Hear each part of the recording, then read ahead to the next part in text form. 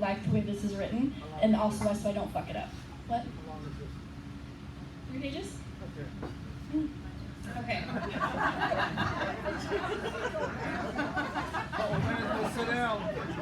There better be 2 tequila shots at the end. So, okay. If you read my Facebook post that announced the passing of my mom on September 8th, pretend that you didn't, because I'm going to reuse some of that because it just too accurately describes our relationship. So, fathoming a world without my Spitfire redheaded mom has been and will continue to be very different. We had a bond that withstood our many fights and disagreements. We share a birthday, and we are definite straight copies of each other's personalities. Lucky Scott. When I tell you that we had our knockdown, drag-out verbal fights, we did. Everyone mentions our bond, but please do not be fooled. We definitely had our moments. We would fight, Scott would run some kind of interference between us, and we'd be good right after that. But like I said, we had a great bond. It definitely had its moments. In the last 6 years, we went to as many festivals and concerts as we could find. Countless theme parks, fairs. We didn't just get matching tattoos, we got matching cat tattoos, if that tells you anything. We did tequila shots with our favorite guitarist, Chris Perez. We went on 2 cruises to Mexico, one in 2019, the one that Scott was just talking about, and then one this year. Zach and I went on a cruise in December of this year with his moms, and basically Scott and I were talking about going on a trip with mom really soon, and he said, I really don't care what the price is, book it. She wants to go, let's go. So me and Zach went on a cruise 2 months later, and mom and Scott tagged along, and it was so much fun. We adopted and fostered a lot of cats. You'll always saw on her Facebook, a lot of cats. And then we had a short bit of shopping trips and movie nights and beach days and everything you could think of a mother-daughter duo. So there was never going to be enough time. The time we had was good, though.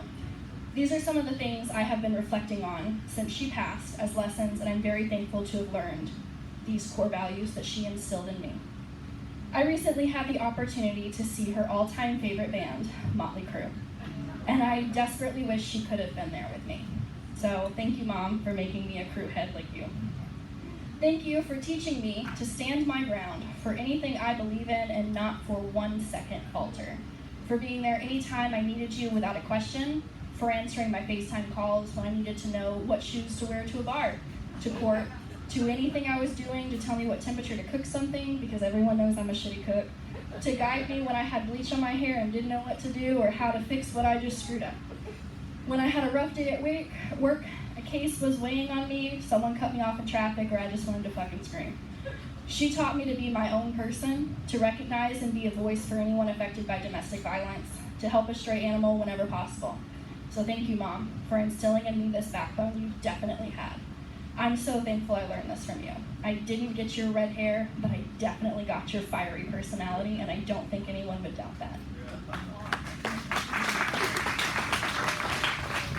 Mom was the quickest person to take my side in any decision that I made about my future, whether it was my choice of degree, how long I needed to finish that program, my feelings about a job I was at, any decisions about myself. From a decently young age, I made the decision that I did not want kids, and she never once told me I would change my mind, tried to belittle me about my decision or anything.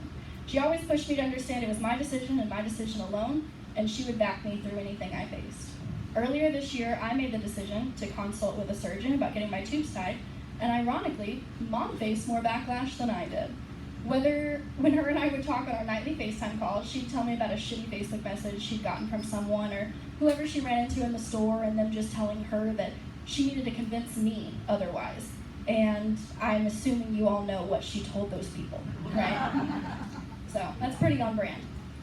She knew she would have grandcats, and that was enough for her. She loved her sweet grandcats, even my cat that is a total jackass. The morning of my surgery, she had her regularly scheduled chemo. Scott took me to the hospital. It was outpatient, came home same day.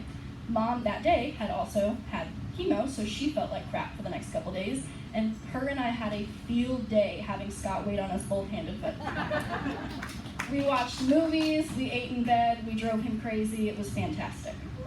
So she never missed a chance to tell me how proud of me she was for making this decision, even in her second to last week, drugged and all. I continue to thank her for teaching me the strength of standing for what I believed in, and at this time, it was conveying to the surgeon I was aware and had made my decision.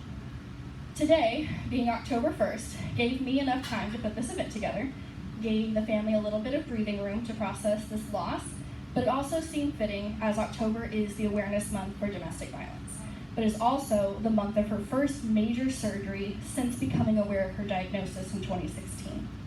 It also has her favorite holiday in it, Halloween. We all know how much she loved Halloween. So, July 15th is the actual National Awareness Day specifically for LMS. And when I was, keeping in fashion with everything and trying to gather my statistics, I found her Facebook post from this year on July 15th. And her caption said, "Cancer sucks no matter what type it is. I'm fighting this bitch till the end." And she did. She fought until the end, and I could not be more proud, heartbroken, and empowered by not only her life, but her battle with this nasty disease.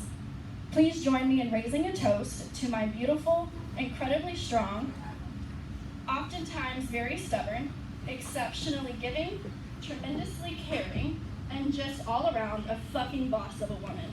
You did not want to be on her bad side, but on her good side, you could conquer the world.